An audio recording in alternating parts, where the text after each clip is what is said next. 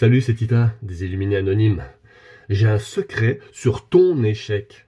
Celui que tu caches, tu sais? Celui dont tu as honte. Celui que tu ressors la nuit quand tout le monde dort et que toi, tu n'y arrives pas.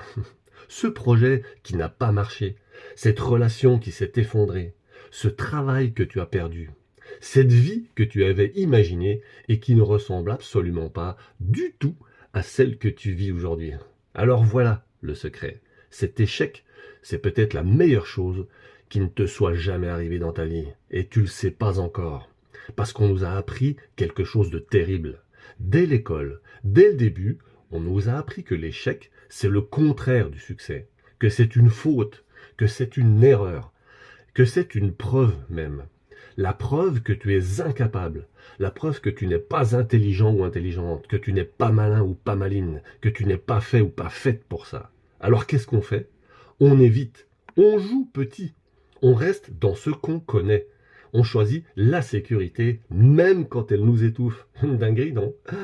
On préfère une vie trop petite plutôt que de risquer une vie trop grande et de la rater. Parce qu'on oublie que si on faisait ça, même en ratant cette grande vie, elle serait forcément plus grande que la petite dont on se contente. Alors, pour se rassurer, et comme excuse, on appelle ça être raisonnable, être réaliste. Mais en vrai, on a juste peur. Peur d'essayer et de tomber encore. Ah, message de Jean-Guy. J'ai lancé un business une fois. Une boutique de chapeaux pour chiens. Oh, ça a duré 3 semaines. Les chiens n'en voulaient plus. Les propriétaires non plus d'ailleurs. Même moi, à la fin, je n'en voulais plus. Mais j'ai rencontré celle qui allait devenir ma femme en allant rembourser un client mécontent. Elle avait un labrador sans chapeau et le plus beau sourire du monde. Oh, Jean-Guy, c'est magnifique. L'échec t'a apporté ce qu'aucun succès n'aurait pu te donner autrement. Parce que voilà ce qu'on ne te dit jamais. Tous les gens qui ont construit quelque chose de vrai, de grand comme on dit, ont d'abord tout raté. Mais tout, pas un petit peu, complètement, spectaculairement même. Mais leur échec leur a donné quelque chose d'impossible à apprendre autrement.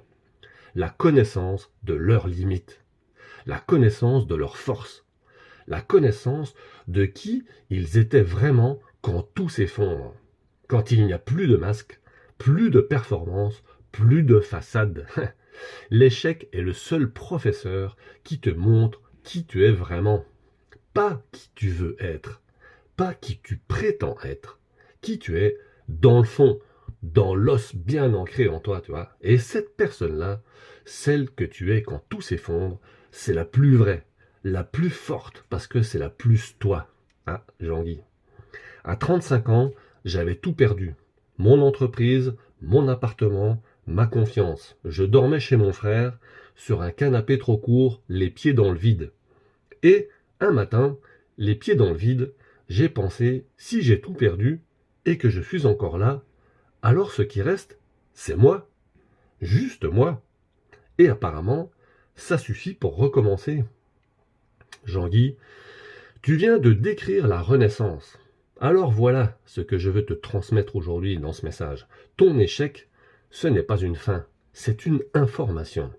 L'information la plus précieuse que la vie pouvait te donner. Il te dit, pas par là, pas comme ça, pas avec ces gens, pas dans cette direction. Chaque échec est une flèche qui pointe vers quelque chose de plus vrai, de plus juste, de plus toi en somme. Le problème, c'est qu'on s'arrête à la douleur. On regarde la chute, on regarde le sol, on regarde nos mains vides, et on oublie de chercher où la flèche pointe. Alors aujourd'hui, je ne te demande pas d'oublier l'échec. Je ne te demande pas de faire semblant que ça ne fait pas mal, car oui, ça fait mal, terriblement mal. Je te demande de regarder où la flèche pointe, parce qu'elle pointe quelque part, toujours, vers quelque chose que tu n'aurais pas vu autrement, vers une version de toi que le succès facile n'aurait jamais créé. Ah, encore Jean-Guy.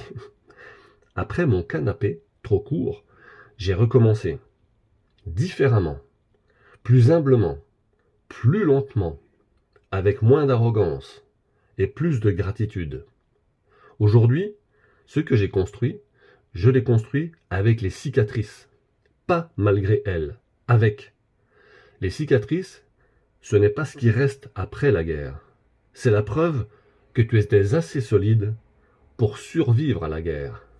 Jean-Guy Vibrato, illuminé certifié, est le seul homme que je connais qui a trouvé l'amour de sa vie en remboursant un chapeau de chien quand même. Alors maintenant, prends ton échec, celui qui te fait le plus honte, celui que tu caches le mieux, et demande-lui où il pointe. Pas ce qu'il t'a pris, où il pointe. Parce que quelque part, dans cette direction, il y a quelque chose qui t'attend, quelque chose de bien plus grand, de bien plus vrai, de bien plus toi, quelque chose que tu n'aurais jamais trouvé si tu n'avais pas chuté. Et relève-toi, à ton rythme, mais relève-toi en suivant les flèches. Et si ce que je fais te parle, soutiens le projet sur Tipeee, le lien est en description. Merci d'avance.